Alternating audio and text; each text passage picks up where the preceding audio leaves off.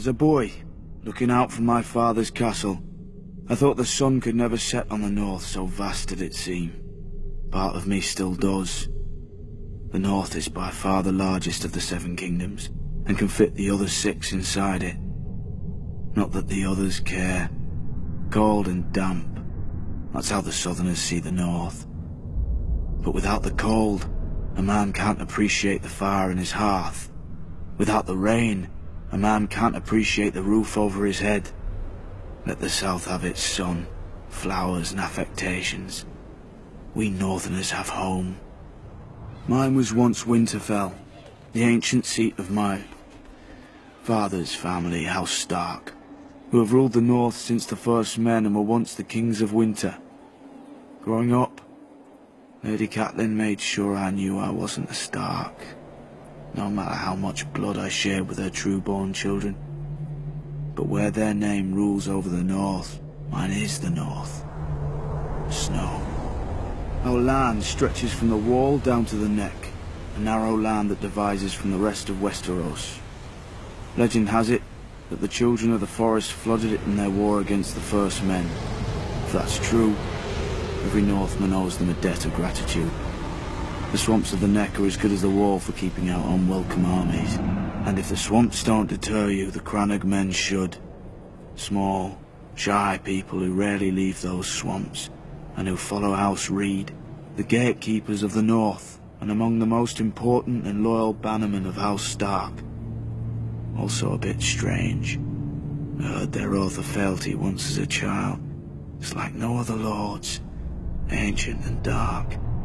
They swear by earth and water, by bronze and iron, and by ice and fire. Where House Reed holds the gate to the north, House Manderley holds the port, White Harbour, the closest thing to a southern city we have, governed by the closest thing to a southern family we have. Generations ago, the Manderleys were driven from the Reach, but the Starks gave them their land in return for fealty. Now White Harbour is the richest city of the north, and the Manderleys the richest family. Not in gold and silver like their southern counterparts, but in fish, grain, and trade. As for the other great northern houses, the Starks brought them into the fold during the Age of Heroes. The Stark wrestled an Ironborn for Bear Island and gave it to the Mormonts. The Stark granted a keep and land to a younger son, Carlon, in return for putting down a rebellion. His family then grew up into the Karstarks. Starks fought the wildlings and their kings beyond the wall beside the Umbers of Last Earth, thus earning their fealty. Boltons. Back then they were the bane of the north. A few were even rumoured to wear their enemies' flayed skins as cloaks. But after centuries of war, they too bent the knee. And so House Stark became the kings in the north, but never forgot that they weren't the north. When Aegon and his dragons landed on Westeros, the kings of the Rock and the Reach sent all their men to die to defend their crowns. Torrhen Stark knelt, to spare his people the same fate. He placed duty above pride, just as my brothers in the Night's Watch had done for thousands of years at the Wall. Many think of it as the end of the world, but it's not.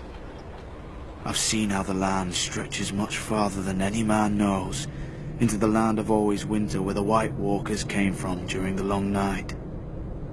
After the first men and the children of the forest beat them back, Brandon the Builder raised the wall and set up the Night's Watch to guard the realms of men.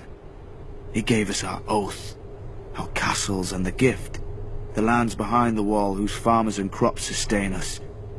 Southerners may now mock my black brothers as thieves, rapers and worse, and not without cause. But the North remembers why we are there, and if we fall, the South will get a very harsh and very cold reminder.